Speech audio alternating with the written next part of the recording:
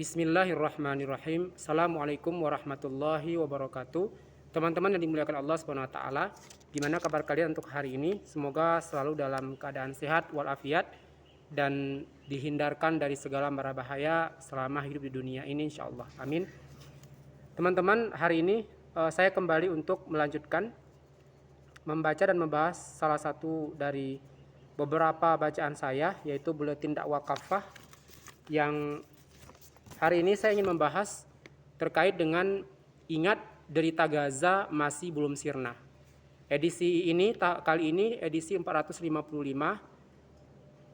terbit 7 Agustus 2026 yang lalu. Bismillahirrahmanirrahim. Derita Gaza sesungguhnya belum sirna. Akan tetapi karena berbagai persoalan yang melanda kaum muslimin, persoalan Gaza seperti tenggelam dan dilupakan. Padahal genosida yang dilakukan Zionis Yahudi terhadap penduduk Gaza masih berlanjut. Otoritas Kesehatan Palestina melaporkan pada awal bulan Agustus ini bahwa pesawat tempur Israel masih terus menggempur sejumlah wilayah, termasuk kota Gaza di bagian utara, Dir al-Bala di wilayah tengah, serta Khan Yunis di selatan.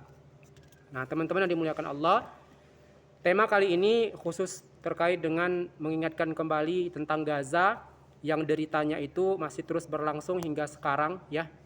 Ini perlu dan selalu harus perlu kita bahas karena bagaimanapun mereka semua adalah saudara-saudara kita seakidah, dan dengan membahas ini serta memberikan solusi apa yang pantas kemudian segera diterapkan, dijalankan begitu.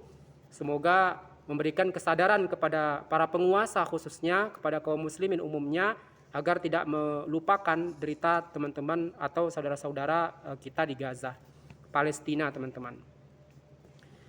Pemerintah Qatar, Mesir dan Turki pun bereaksi terhadap Zionis Yahudi. Akan tetapi seperti biasa, lagi-lagi mereka hanya mengecam. Tak ada tindakan nyata untuk menyelamatkan Gaza. Seperti biasa pula, Zionis Yahudi mengabaikan segala kecaman dari para pemimpin dunia Islam. Operasi militer pemusnahan penduduk Gaza pun terus berlanjut hingga kini. Teman-teman, satu hal di paragraf yang kedua ini, bahwasanya kecaman itu tidak cukup ya. Dan sekali lagi dan beribu kali lagi dikatakan bahwa kecaman itu tidak akan pernah cukup dan itu tidak akan menghentikan operasi militer Zionis Yahudi itu terhadap saudara-saudara kita di Gaza. Jadi mari kita simak baik-baik, selain kecaman itu apalagi yang seharusnya kemudian kita berikan ya. Makin menderita. Sejak serangan jihad yang dilancarkan Hamas ke wilayah jajahan Israel pada 7 Oktober 2023, Zionis Yahudi terus melakukan serangkaian serangan brutal di kawasan Gaza. Hingga tulisan ini dibuat, korban di kalangan penduduk Gaza terus meningkat. Situs berita Al Jazeera pada awal Agustus ini melaporkan jumlah korban di Gaza sudah mencapai lebih dari 73.000 orang dengan lebih dari 174.000 lainnya mengalami luka-luka. Ini jumlah yang tidak sedikit, dan ketidaksedikitan jumlah ini seyogianya segera memberikan kita kesadaran bahwasanya kecaman itu memang bukan solutif dan satu-satunya solutif begitu ya untuk mengatasi operasi militer Zionis Yahudi ini, teman-teman. Genosida melalui operasi militer Yahudi adalah kejahatan sistematis. Semua ini tergambar dalam operasi militer yang dilakukan Zionis Yahudi terhadap penduduk Gaza. Militer Yahudi secara sengaja menyasar penduduk sipil termasuk anak-anak, perempuan, lansia, bahkan warga disabilitas. Menurut PBB, rata-rata 47 perempuan dan anak perempuan tewas setiap hari di Gaza. La haula wala quwata illa billah. Jumlah 47 orang perempuan dan anak-anak perempuan ini bukanlah jumlah yang sedikit. Satu orang saja yang kemudian meninggal dunia misalnya di dalam rumah kita, itu kesedihannya bisa mencapai lebih dari sebulan, teman-teman. Nah, sewajarnya kemudian saudara-saudara yang kita yang mengalami hal seperti ini yang lebih parah dari sekedar meninggal dunia, dengan kondisi yang biasa saja begitu, ataupun misalnya karena sakit bertahun-tahun, harus lebih lagi. Sebab ini 47 perempuan dan anak perempuan ini bukanlah jumlah yang sekali lagi tidak bisa kita pandang remeh begitu. Tindakan ini pun direstui oleh para pejabat pemerintahan Israel dan para rabi atau tokoh agamanya. Militer Yahudi juga melakukan tindakan kekerasan seksual dan pemerkosaan terhadap tahanan Palestina.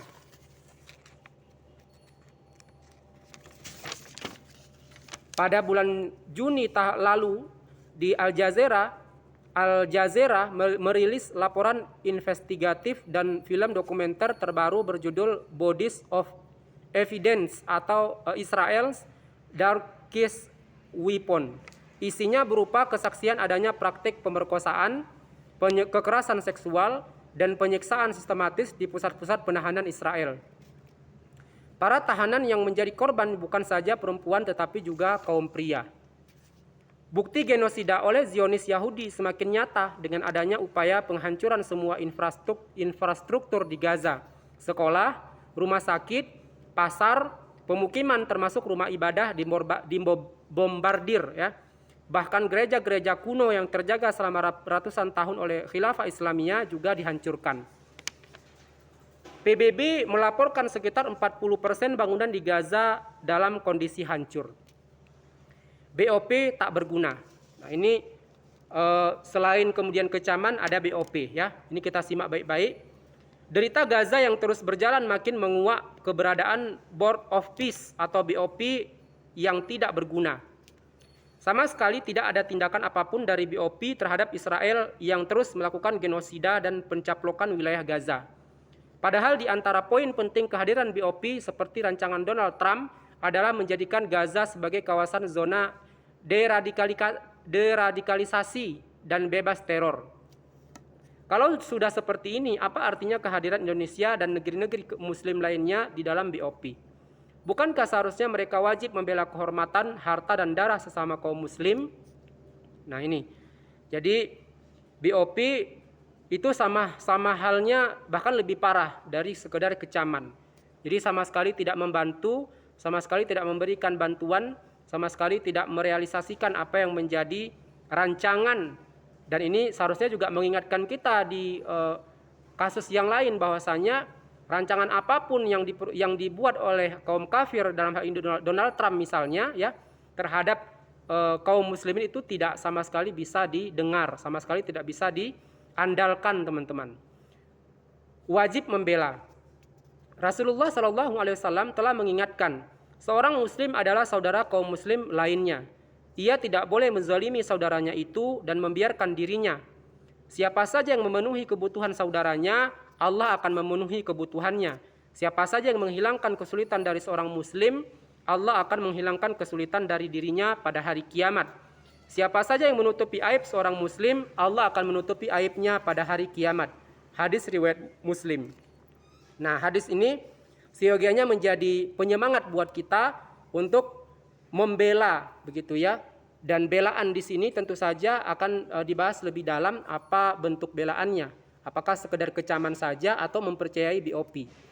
Seandainya saja para pemimpin dunia Islam bersatu menjatuhkan sanksi, embargo, dan blokade terhadap Zionis Yahudi tersebut, maka dalam waktu sekejap negara itu akan hancur. Hanya saja semua tidak pernah dilakukan oleh para pemimpin tersebut.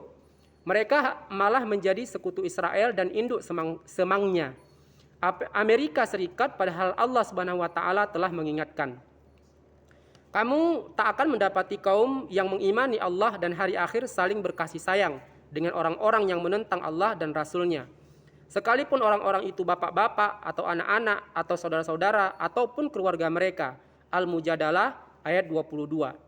Nah, teman-teman yang dimuliakan Allah Subhanahu wa taala, ayat ini mengingatkan bahwa jangankan kemudian orang yang paling dekat dengan kita jangankan kemudian orang yang paling jauh dari kita, yakni misalnya orang-orang atau pemimpin-pemimpin yang menjadi sekutu Israel, ya bapak-bapak, anak-anak, atau dalam hal ini orang-orang terdekat kita saja itu belum tentu bisa kita dapati mengimani Allah dan hari akhir begitu. Nah, jadi kita jangan sekonyong-konyong kemudian mengikuti saja atau mempercayai saja orang-orang yang jauh daripada kita. Maksudnya jauh daripada kita itu jauh secara akidah, bahkan jauh secara kekeluargaan, teman-teman. Solusi jihad. Nah, ini solusi yang pertama yang ditawarkan oleh buletin ini. Seharusnya kaum muslim menjadikan Islam sebagai sudut pandang dan solusi untuk semua persoalan, termasuk dalam krisis di Gaza. Sebabnya keimanan pada Islam mengharuskan setiap muslim untuk selalu terikat dengan hukum-hukum syariah, bahwa hanya Islam satu-satunya jalan keluar dari berbagai krisis. Allah Subhanahu wa taala berfirman, "Tidaklah patut bagi laki-laki dan perempuan mukmin jika Allah dan Rasul-Nya telah menetapkan suatu ketetapan, akan ada bagi mereka pilihan lain tentang urusan mereka. Siapa saja yang mendurhakai Allah dan Rasul-Nya, sungguhlah dia telah sesat dengan kesesatan yang nyata." Al-Ahzab 36. Teman-teman, yang ditetapkan oleh Allah SWT itu adalah jihad. Nah, jihad ini menjadi solusi nomor 1 terkait dengan agresi Zionis Yahudi terhadap saudara-saudara kita di Palestina tadi. Jadi BOP apalagi kemudian kecaman tadi itu bukanlah ketetapan yang mutlak, dan itu bukanlah ketetapan satu-satunya yang berasal dari Allah Subhanahu wa taala ataupun menjadi alternatif yang pertama sekali, karena nggak nyambung sama sekali antara agresi yang dilakukan dengan lalu kemudian memberikan kecaman. Nggak nyambung begitu, nggak nyambung dan nggak bisa saling mendukung begitu antara itu. Terkait genosida di Gaza, sungguh telah jelas perintah Allah SWT sebagai satu-satunya solusi, yakni jihad untuk memerangi Zionis Yahudi dan mengusir mereka dari tanah Palestina. Al-Quran telah memerintahkan jihad defensif atau jihad difa'i atas setiap invasi musuh yang ditujukan pada negeri-negeri kaum muslim. Allah SWT berfirman, "Siapa saja yang menyerang kalian, seranglah ia secara seimbang dengan serangannya terhadap kalian." Al-Baqarah ayat 194. Allah SWT juga memerintahkan untuk mengusir siapapun yang telah mengusir kaum muslim. Perangilah mereka di mana saja kalian menjumpai mereka, dan usirlah mereka dari tempat mereka telah mengusir kalian. Al-Baqarah ayat 191. Nah, inilah yang kemudian lebih masuk akal dan bisa imbang, karena apa yang dilakukan oleh Zionis Yahudi itu notabene-nya adalah untuk mengusir. Siapa yang diusir? Apa yang diusir? Yang diusir itu adalah saudara-saudara kita dari tanah Gaza itu sendiri. Tanah Gaza itu adalah tanah saudara-saudara muslim kita yang sudah ada di sana. Sekalipun Zionis Yahudi itu mereka juga sudah cukup lama di sana, ya seharusnya bisa hidup secara berdampingan, bukan malah mengusir saudara-saudara kita. Nah, ayat ini memerintahkan yang pantas apa yang kemudian wajib untuk dilakukan terhadap orang-orang yang mengusir tadi itu. Qadhi Syekh Taqiyuddin An-Nabhani rahimahullah dalam kitab Asy-Syakhsiyah Al-Islamiyah jilid 2 menyatakan bahwa jihad adalah fardu ain saat kaum muslim diserang oleh musuh. Nah, saat kaum muslim diserang oleh musuh, artinya kalau tidak diserang ya tidak boleh. Dan penyerangan yang dilakukan oleh musuh ini tidak hanya kepada saudara-saudara kita dengan skat nasionalisme itu, artinya skat nasionalisme itu tidak bisa kemudian menahan bahwasanya kita wajib untuk secara keseluruhan kaum muslim melawan begitu. Jadi sekat nasionalisme itu tidak boleh menjadi halangan. Misalnya Gaza yang diserang, Indonesia tidak usah kemudian membantu, ya tidak bisa seperti itu.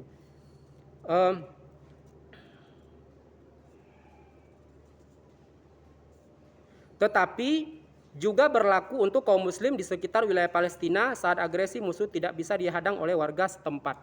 Karena itu, sungguh telah berdosa kaum muslim, terutama para penguasa mereka yang berdiam diri dan tidak menggerakkan jihad untuk memerangi dan mengusir entitas Yahudi dari tanah Palestina. Haram pula membuka hubungan diplomatik dengan Zionis Yahudi, termasuk bergabung dengan BOP yang menjadi sarana mengokohkan Israel. Teman-teman yang dimuliakan Allah Subhanahu wa taala, jadi Zionis Yahudi itu memang sejak dulu sudah diusir di setiap negeri, dari setiap negeri.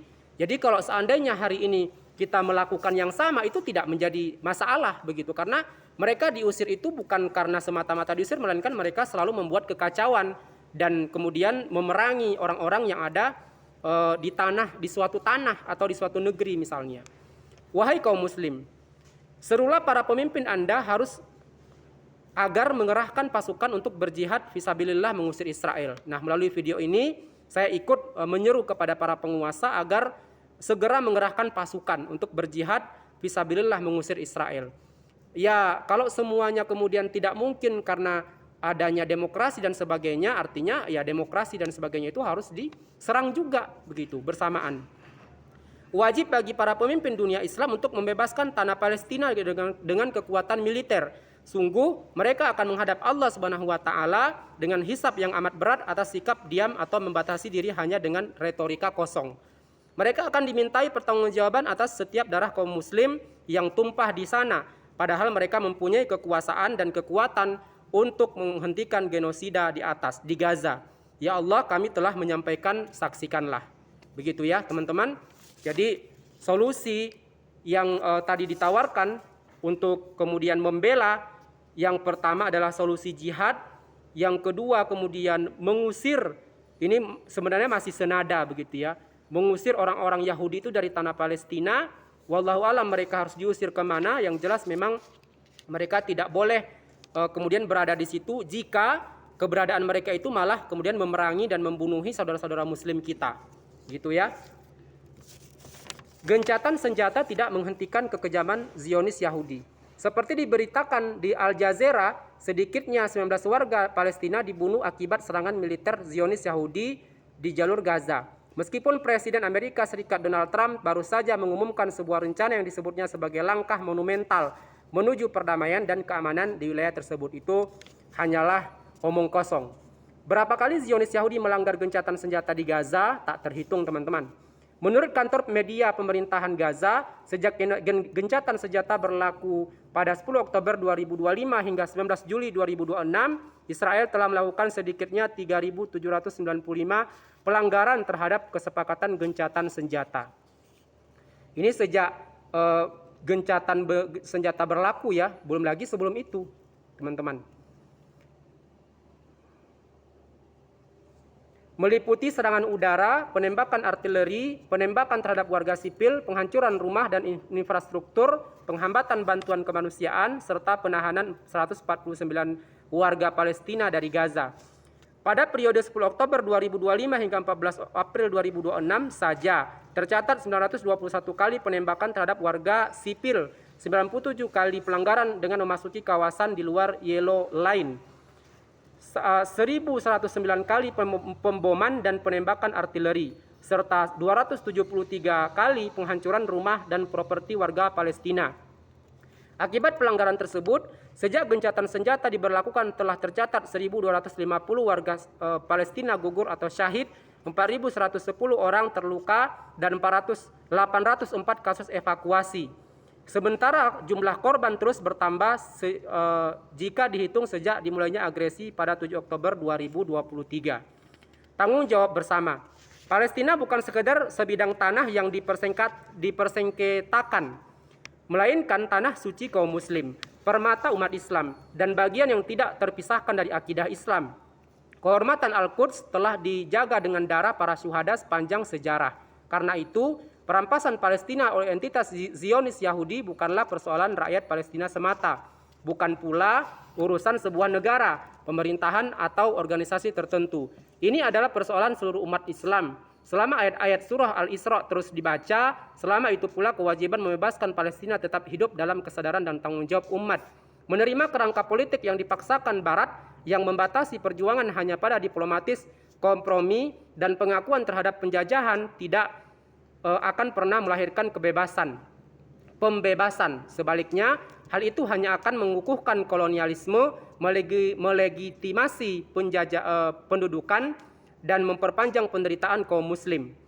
Kemuliaan umat tidak akan diraih dengan tunduk kepada peta jalan musuh, tetapi dengan kembali berhukum kepada kitabullah dan sunnah Rasulullah SAW, serta menyatukan kekuatan umat di atas akidah Islam. Sejarah telah membuktikan bahwa Rasulullah SAW tidak pernah menjadikan kelemahan sebagai alasan untuk menerima kebatilan atau mengakui dominasi kaum kafir. Cara berpikir yang menyerukan kompromi dengan penjajah tidak akan melahirkan apapun selain kehinaan, perpecahan, hilangnya negeri-negeri Islam, dan semakin kokohnya dominasi kolonialisme. Sudah saatnya umat Islam bangkit, menyatukan barisan, dan mengemban tanggung jawab syar'i untuk membebaskan Palestina serta mengembalikan kemuliaan Islam dan kaum muslim. Allahu Akbar. Hikmah, Rasulullah SAW bersabda, kiamat tidak akan terjadi hingga kalian memerangi kaum Yahudi sampai batu yang di belakangnya ada seorang Yahudi berkata, wahai muslim, ini ada orang Yahudi di belakangku, bunuhlah dia. Hadis riwayat muttafaq alaih. Teman-teman yang dimuliakan Allah SWT, tentang hadis ini bukanlah kemudian hadis yang memotivasi kita untuk kemudian saling bunuh-membunuh, melainkan ketika kemudian ada perintah untuk membunuh orang-orang Yahudi seperti itu tentu saja didasarkan pada kemudian kenyataan apa dan perbuatan apa, sehingga kelayakan apa yang mesti kemudian kita balas seperti itu, teman-teman.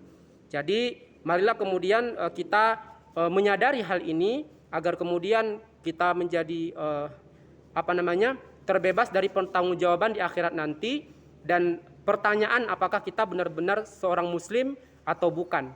Barangkali ini dulu yang bisa saya sampaikan, ini saja yang bisa saya sampaikan di Buletin Kafa edisi ini. Nanti saya lanjutkan lagi di edisi berikutnya insya Allah. Terima kasih sampai menit ini masih menyaksikan. Assalamualaikum warahmatullahi wabarakatuh.